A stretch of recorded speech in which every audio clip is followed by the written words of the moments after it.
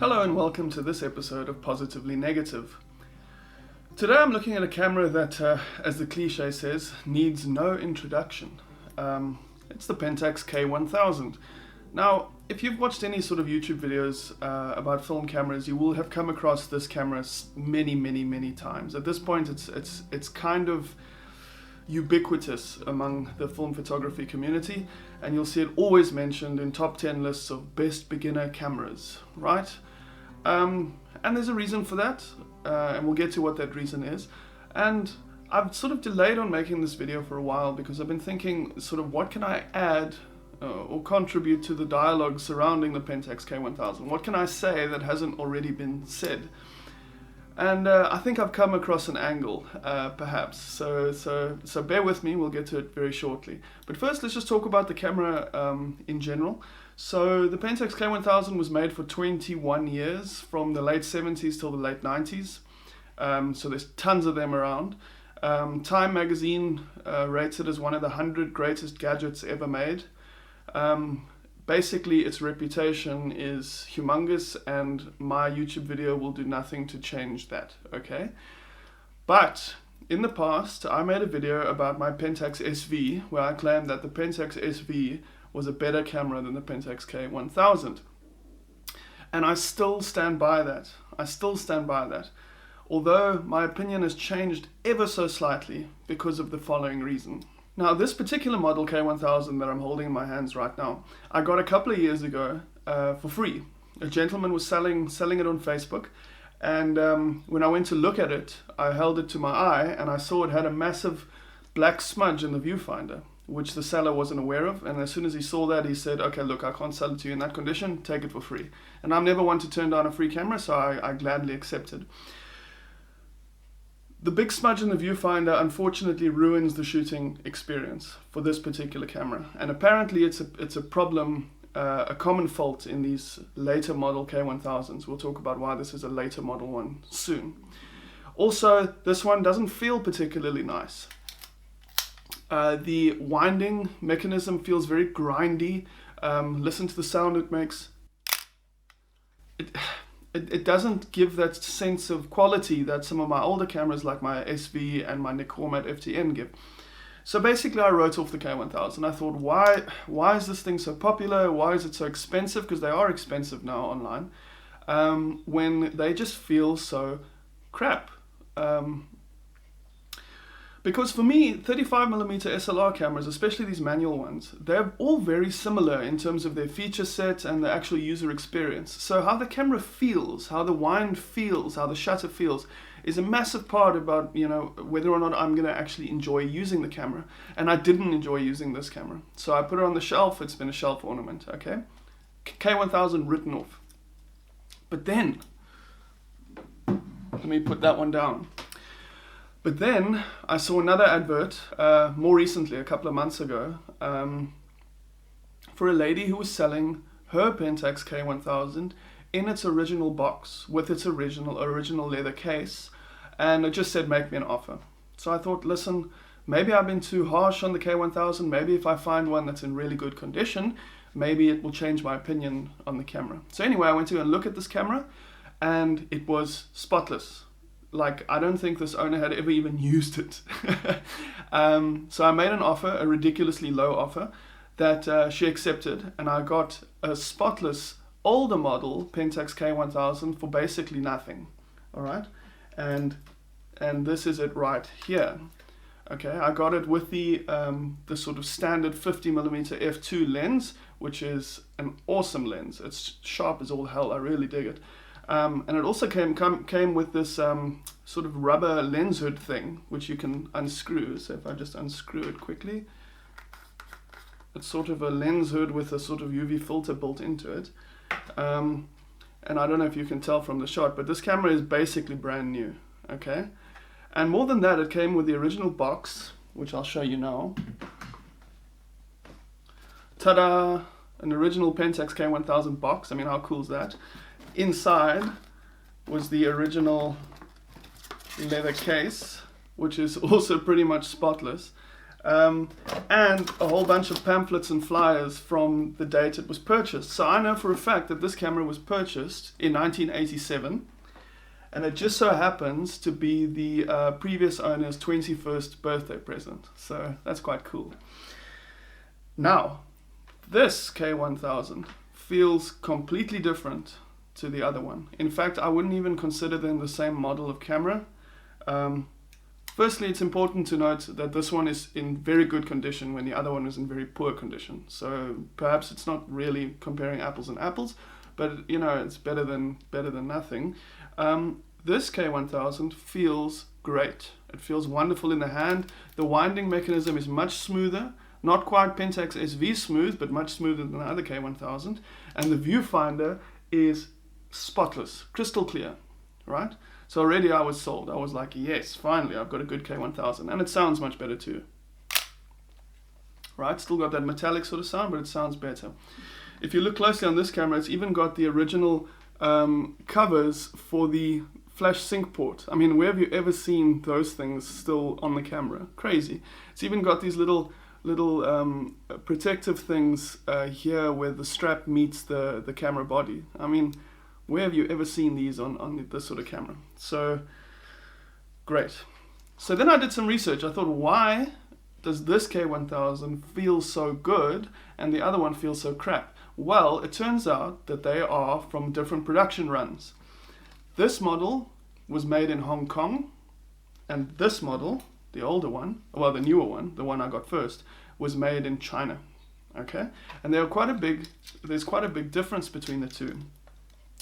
The Hong Kong ones and the Japanese ones, the original ones, are made of metal. They've got metal bodies. The one that's made in China, this one, has got plastic body parts. The top and bottom panel are plastic.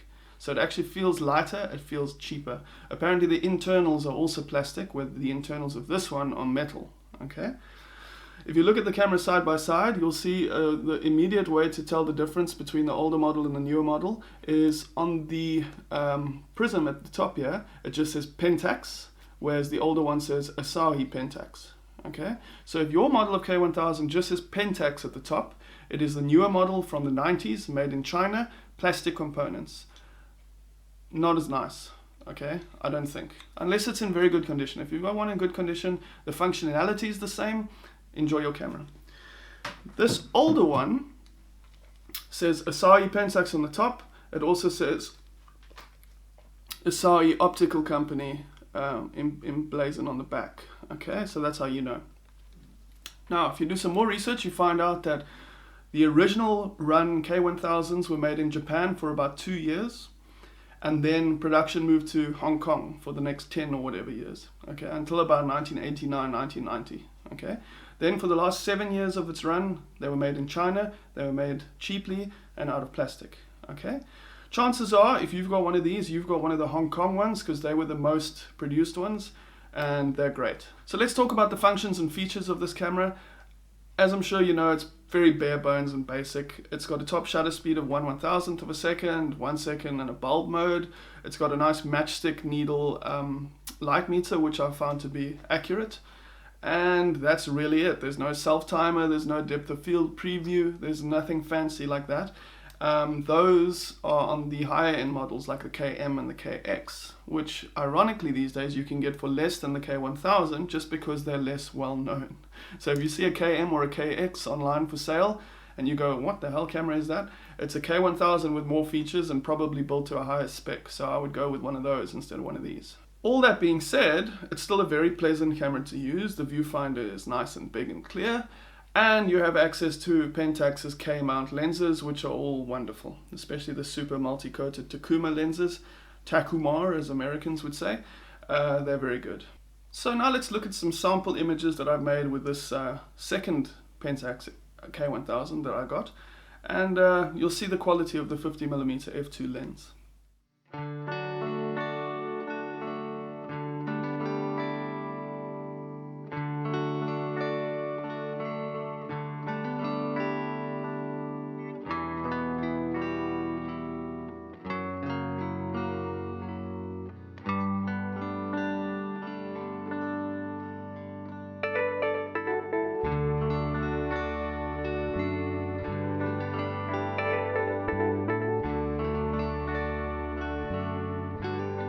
want to show you something cool that also came in the box. This is a Pentax branded self-timer, okay? Because the K1000 doesn't have one built in, so they came with one of these external ones. So check how this works. First you wind it up, okay, and then you press this button on the side and it releases the self-timer nozzle thing. Just watch it come out.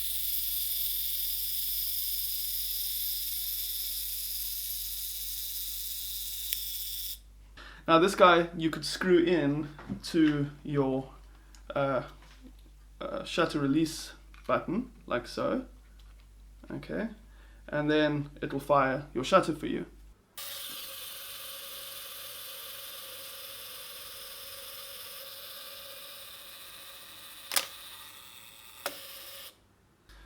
So yeah, a bit of fun, also in spotless condition. And I've never seen one of these before, so I'm not sure how common they are out there, but I'm chuffed that I've got one, so that's cool. So what have I learned from this experience? Well, I think the most important thing to remember is that these cameras, all these manual 35mm cameras, are like 30 years old now, you know. The condition of the camera that you're looking at is more important than the model name and the brand name, I think, okay? Just because it's a Pentax K1000 doesn't mean it's going to be working flawlessly, okay? They're very reliable cameras, but if your one is in a bad condition, it's not going to be as nice as a lesser known camera brand that's in a better condition, okay? So if you find a spotless Chinon or something like that, especially if it's an M42 mount camera, then you've got access to tons of lenses. If you find a spotless Chinon, buy that over a garbage Canon or Pentax. And I know no one else is going to tell you this, but you know, I honestly think condition is more important than brand name. Also, I would go so far as to say that the older Pentax models, the pre-K-mount models, are more fun to use and feel nicer in the hand than the K1000 onwards. Well, that's from my own experience. So things like the Pentax SV, my Pentax SV feels much nicer in the hand. It's also smaller. It feels like it's made to a higher standard than the later Pentax models. Okay. That being said, I would also consider, if I was in the market for a K1000, I would consider the KM and the KX and the LX as well, okay?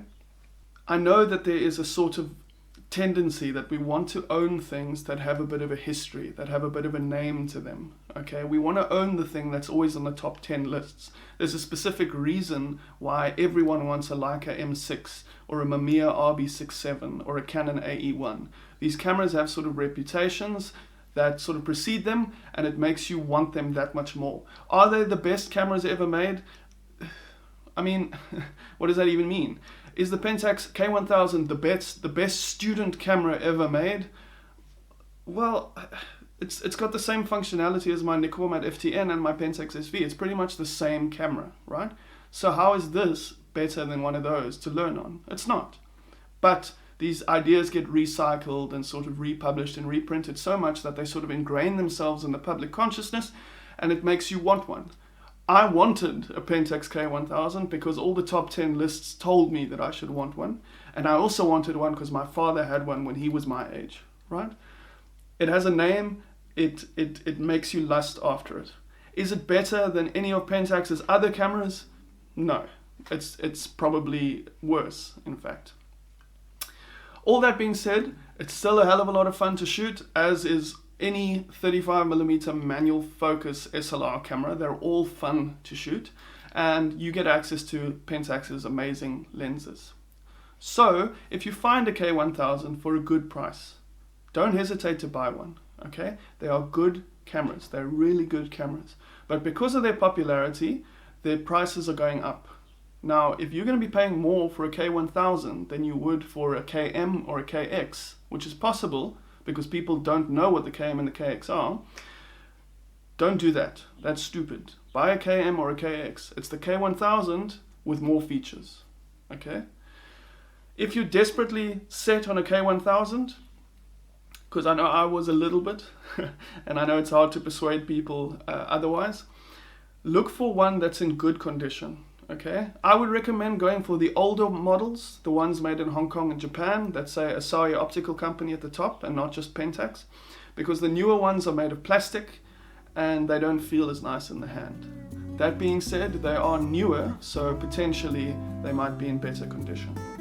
Alright guys, that pretty much sums up my thoughts on the Pentax K1000. Thank you so much for watching, and I'll see you next time.